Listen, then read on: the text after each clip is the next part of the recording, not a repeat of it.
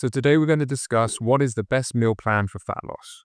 Now, when it comes to meal plans, you're probably thinking something which is going to set you up for 7 days of the week. So every single one of your meals is covered, is set within your calories, and is going to keep you on track for losing weight.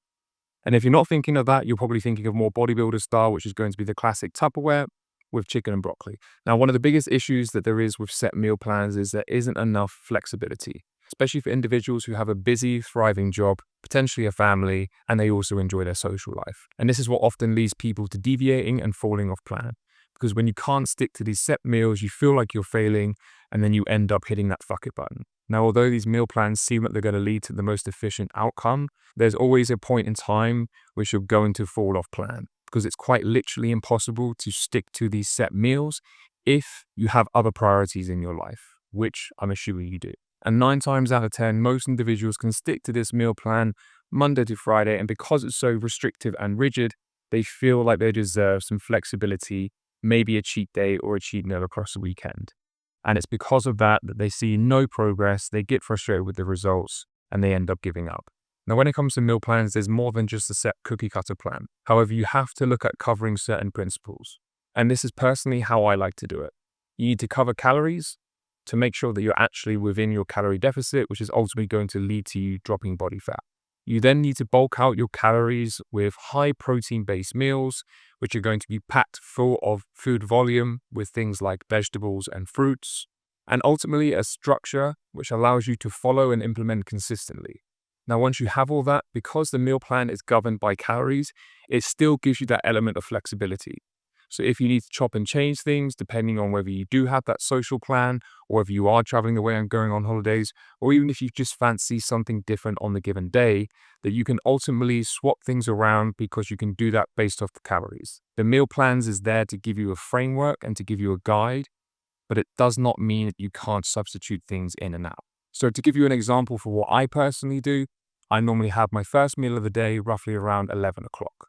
Now, that meal is typically going to be something which is high in protein and has a balance of protein, fats, and carbs. And typically for me, that's going to be eggs on toast. Now, prior to that point, I typically fast, or at most I'll have water and a coffee. And that works perfectly for me. Then approximately 3 hours later, I will have another main meal. So we can call that lunch, again, which is ultimately going to be based around a protein source, a carb source, and then the rest of the plate is going to be filled with salad and vegetables. Again, we're thinking maximum bang for buck when it comes to total food volume for the least amount of calories whilst implementing a decent amount of protein. And then finally, the last meal of the day is very much something similar. Again, going to be based around that protein, carb, and veggie salad setup. Now, in between that, depending on how much calories that you have, there may be some flexibility for some snacks. And again, my go-to snacks when in a fat loss phase are typically going to be geared around high protein based yogurts, maybe a protein shake, and balancing that out mainly with additional fruits. But again, because I'm setting my calorie intake, and for me on average it's going to be somewhere ballpark figure around 2000, I have some flexibility within that to chop and change things around if I choose to have something different, whether that's some sweets, some chocolate, again something which is a nice to have, not something that I would have typically all the time. Now, when it comes to setting up my clients, every client has a different setup. Some clients might have 3 meals per day. Some clients might have 4 meals per day. Some clients might have their first meal of the day at 6 a.m. Some clients might have their first meal of the day at midday. Now, everyone's going to have a slightly different approach, and that's what you need. You need a bespoke approach for you, your goals, and ultimately your lifestyle. So the things that you need to think about when creating your own meal plan is that it has to be governed by your total calorie intake. Because without this, then you're just fingers crossing and hoping for the best. You don't necessarily have to count your calories, but you have to have a ballpark figure of what that looks like. So whether that is 3 500 calorie meals per day, whether that is 3 500 calorie meals plus a 300 calorie snack, something along those lines. It doesn't have to be 100% exact, but if you want to get the best results, the more accuracy, the better. Then once you have that calorie goal set, then you can create your own framework to which is going to suit you and your lifestyle the best. And like I said, some people can start their first meal of the day at 5 a.m. and some people can start their first meal of the day at midday. Ultimately, it always comes down to what is going to suit you the best and what is going to allow you to implement that consistently over time. And for me personally, I like to keep things simple and basic. When I found that clients get super creative with their nutrition throughout the week, yes, it offers more variety and more flexibility, but ultimately it also adds more stress to the day.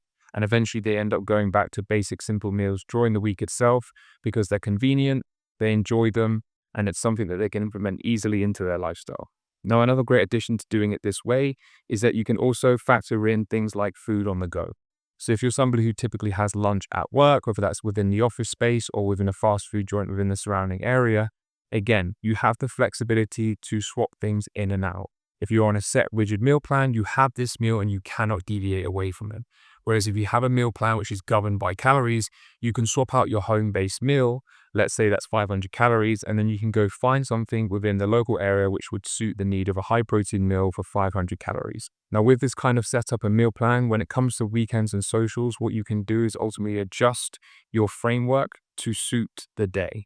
So for example, if you're going out for the evening, whether that's for a date night or for, again, a celebration with family and friends, you can cut back on calories earlier on in the day, or you can pull out, let's say, your 300 calorie snack, or you can swap out one of your whole 500 calorie meals. You can condense your eating window down, and then the meals that you've technically subtracted, you can take those calories and add that to the meal out or the celebration with family and friends. So again, it gives you that added flexibility to be able to still incorporate your social life to a certain degree without feeling overly restricted, but also giving you that guideline and that framework in place.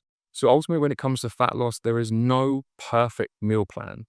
However, there is always going to be a meal plan that's going to work best for you. So I typically would say to stay away from the cookie cutter set meal plans. Although they sound great and it sounds like someone is going to take all that stress away by telling you exactly what to eat, when to eat it, and how not to deviate away from it, I'm telling you now, it's going to be too restrictive, and within the first 1 to 2 weeks, you're going to hit that brick wall and you're going to hit that fucker button.